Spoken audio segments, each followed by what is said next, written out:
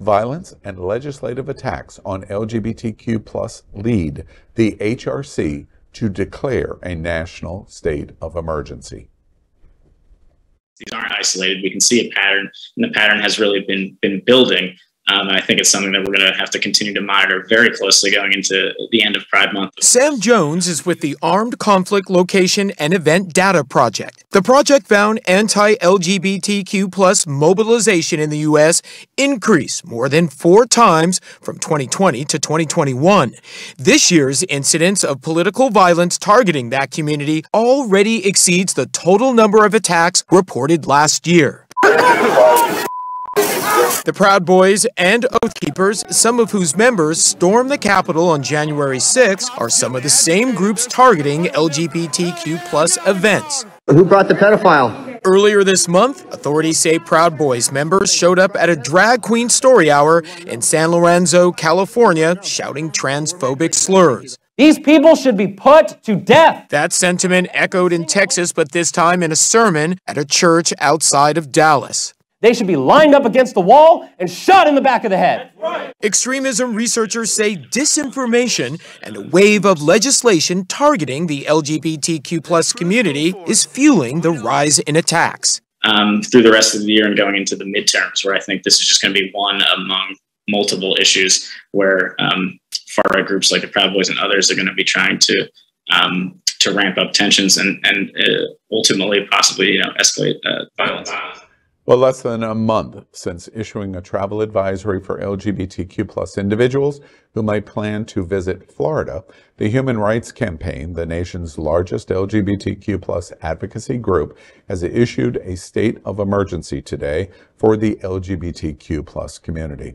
Across U.S. state legislatures, at least 417 anti-LGBTQ plus bills were introduced in roughly the first quarter of 2023, a new record and twice the number of such bills introduced all of last year, according to the American Civil Liberties Union data.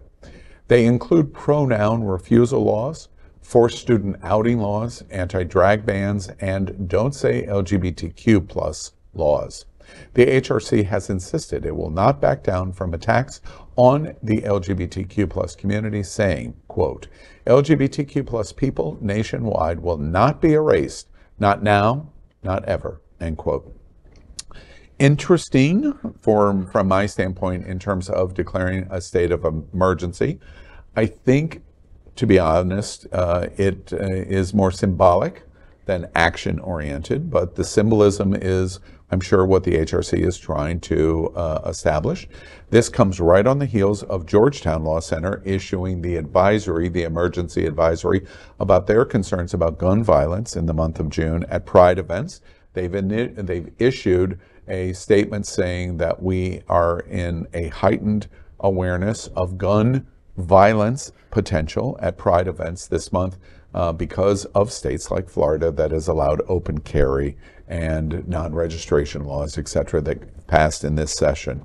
The one last thing that I would say that's interesting, I applaud, frankly, Queer News Tonight, showing Steadfast Church in Texas, where the pastor there says they should be lined up against the wall, facing the wall, and shot in the back of the head. Now, overwhelmingly, Americans do not support that voice.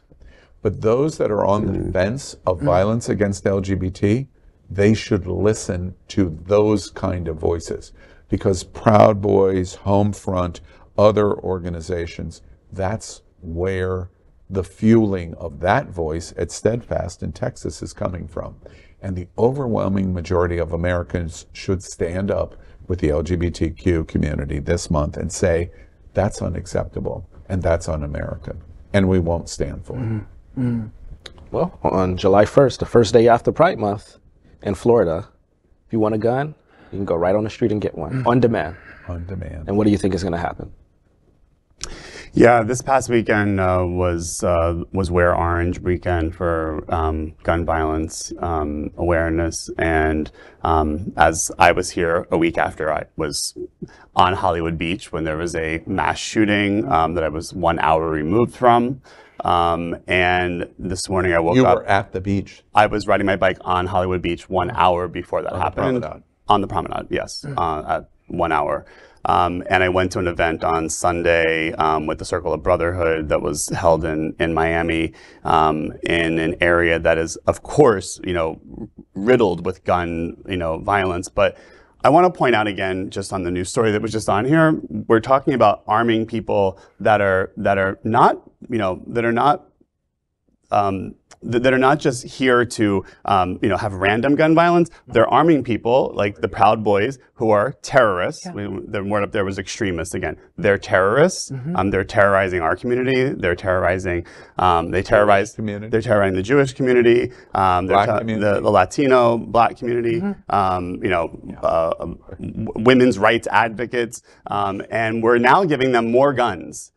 So we're setting up a system here in our country where we're arming people that are not afraid, as we saw on January 6th, to use weapons and to use all means necessary to get what they want. Open so season. What do we think is going to happen? Yeah. Why aren't we having more conversations about us as a community learning how to defend ourselves? That these conversations need to be happening right now. Yeah. We need to learn how to protect ourselves if we do know we're under attack. We do feel it. Why don't we know where to go to protect ourselves? Where can we take courses? Where can we learn how to protect ourselves? Where can we learn how to control our firearms if we need to get them ourselves? It's getting to that point. We have to stop running from it and actually acknowledge that we need those conversations. To me, to your observation, I still have hope that we're going to back off the ledge that we're at. Yeah. And I think the reason why our activists don't talk about the challenge that you put in front of us is that we're still hopeful that it won't come to that. You say hopeful, I say unrealistic. Yeah, the woman that I met at this event, she said, my parents were from the Holocaust, and she said, they started with banning books, and she said, this is a story that can repeat itself very easily. But I have a question for you, because you were at Gay Days this past weekend, which is a celebration, we're okay to celebrate from time to time. But was there a conversation about people that were coming from out of state to this event? Were they apprehensive? Did you hear any chatter, or was it just a celebration? It's funny. We didn't discuss. No. You were going to ask me this. Very strategic question. In the circles of the gay male, predominantly white circles of events in Orlando, there was no conversation, no conversation of the politics. The pageant, the drag queen pageant, there was lots of protest conversation, costuming, etc. Where there was uproarious anger was at Girls in Wonderland. The women it was breathtaking to me. It was protest. We're having a great time. It's a party, but there was protest. But I have to say to you, other than that, it wasn't. I'll say this, as a gun owner, lawful gun owner, not a crazy extremist or anything, and this is just my view, I'm speaking for myself here on this, I do think that people should buy guns. I do think that we're at a point in history right now where no one's going to defend us right now, and we're not going to have a federal government in 4 years that will be able to defend us. So me as a black male, but also as a queer person, I feel comfortable having a gun to protect myself, not from no government or anything. You can't beat the government, but from individials who may take it upon themselves. The pastor at the Steadfast Church in Texas. Right, or people they killed I forget the name of the individual in Georgia, chased and shot with a shotgun. I assure you, with me, will not be happening. Yeah. Wow. We are Queer News Tonight, the world's first and only live daily LGBTQ+ evening news show from Happening Out Television Network. In the model of PBS and NPR, we educate, inform, and entertain by supporting the 10 pillars of the LGBTQ+ community, with more than 100,000 a week watching on Roku, Apple Television, and other channels. To keep the stories going, we accept donations with 100% transparency. Stay updated and live authentically with Queer News Tonight.